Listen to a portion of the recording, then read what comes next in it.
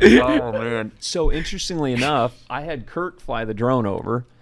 I did 24 rows I'd strip-tilled the whole field, and I picked up and I went around, basically skipped. It's a 12-row strip-till bar. I skipped 2 passes and put it back, kept going. So I have 24 rows of no-till corn, heavy residue, planted it.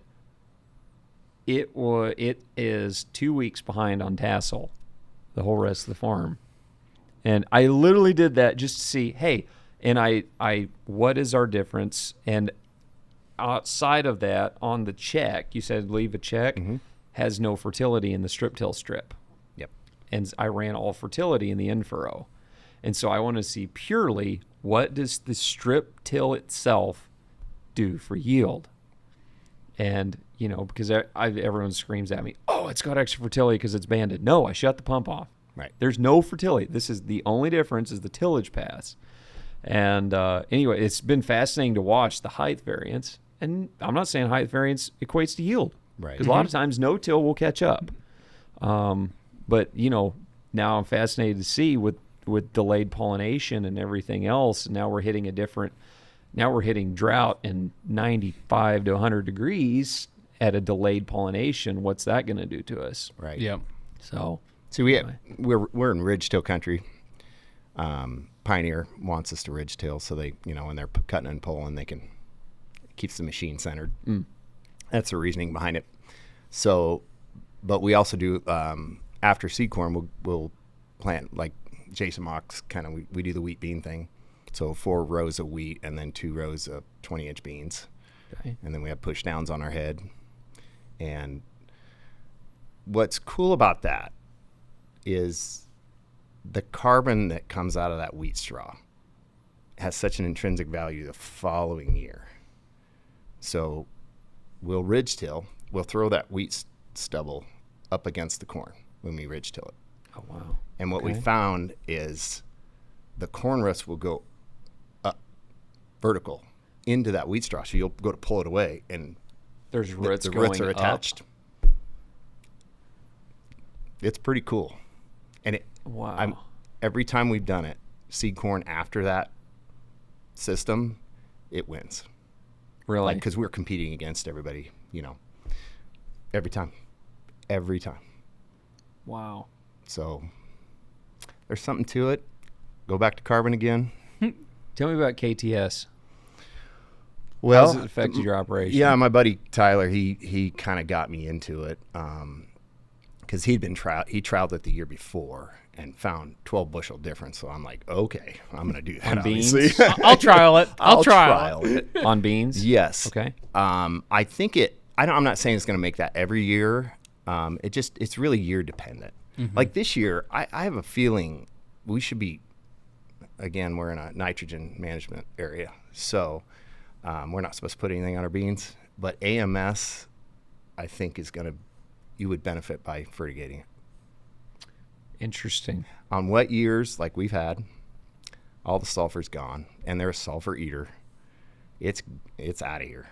So if you can hit that like R5 area, hit it with like 10 gallons through the pivot. I've done it where I've done 3/4 of a circle with 10 gallons, and then I hit a little left over in the tank, so I walked it another 15 degrees to the line. 12 bushel. To the line. And then it was bad. Interesting. So we're light enough soils. We lose it so fast. Well, and not only that, you process, because did you say AMS or ATS? AMS. So it'd be 8009. Yeah.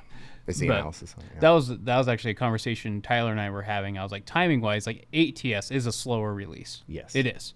Okay. But one thing that we have in Nebraska is we're always have an addition of water. Even in a drought year, we're going to get mineralization because of that fact. Mm-hmm. Okay. So it's one of those things like if a person's like, well, I know I could get ATS today. I mean, you could probably go to a co-op and grab ATS today. They may not have AMS in a liquid form melted.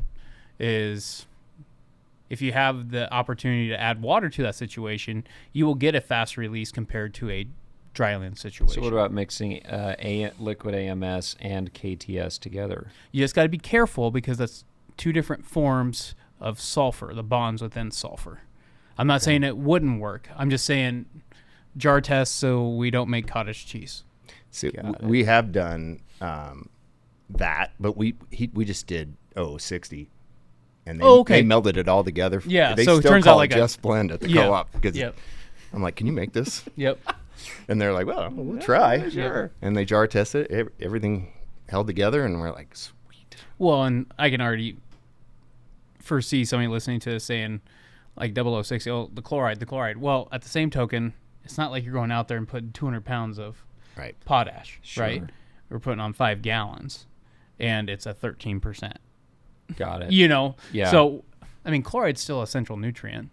It's just, Yeah. in an overabundance, it plugs up your plant, too. Sure. I mean, give and take. Yep. So, 100%. Yep. what amazed me, so, and this is more maybe on the family aspect. I know we really hit that hard. Is Jeff, fill in a little bit when I did the drone applications last year and why I did them for your daughter, Right. and what she's doing. Yeah, so we have a really good science department at our high school, and they have a research class, and of course I use my kids for my own research, which is cool. Perfect. Anyway, so I had him come out, and we sprayed KTS with and without fulvic. Okay. And it was what did I say? 20? What was it? 20 bushel difference. Almost. It went from basically 80 to 100. Yeah. Yeah. Just by adding fulvic. And we leaf tissued it. Yeah, this is the crazy part. Just to note, I did not know they were going to talk about this. I didn't even know about this. Yeah, this is really Wow. cool stuff. So we leaf tissued it, and it came back, and there was less K and nitrogen in the fulvic leaf. Okay. So I'm like, well, it didn't work. well, That's what I was thinking yeah. at first Right. until I harvested it, and I'm like, oh, I know what it did. When it went to the translocated. bean. Right. It's the Duh. ultimate translocator. Yeah. It's pretty cool stuff. But that's when I started, and that's why I made the comment earlier. Do our plants actually have the nutrients? They just need help unlocking. Yep. So so your leaf test can be great, but is it going from leaves to ear? Well, it matters what time. Yeah, You of know, course, of that's where I course. get to, because we're talking about, and we talked about this with Robert, source to sink, right? Yeah. So what we want at the end of that crop's life, the last leg of the race, we want everything that crops ever has and put it into the pots. Yep. And then, rabbit trail, like Jeff talks about moisture. The farther we get more moisture gone, there's a theory out there, there may be a study, but that plant is going to try to make sure its babies has the best start as possible. Sure. So if there's any quote unquote extra nutrients, it's going to shoot it down to the root system. Right? So what I'm thinking, did the fulvic, the KTS did its part, don't get me wrong, but did the fulvic just unlock the phloem to help that source to sink relationship? Sure. So if we do this trial again to replicate it, we're going to have a third one, and it's just going to be fulvic. Maybe your fertility program's there, your plant just needs help cleaning the pipes before the end. I seriously think that's what it is. Yeah. Yep. But we're going to test it Yeah. before we go full hog on it. Stay tuned. Yeah. Stay tuned.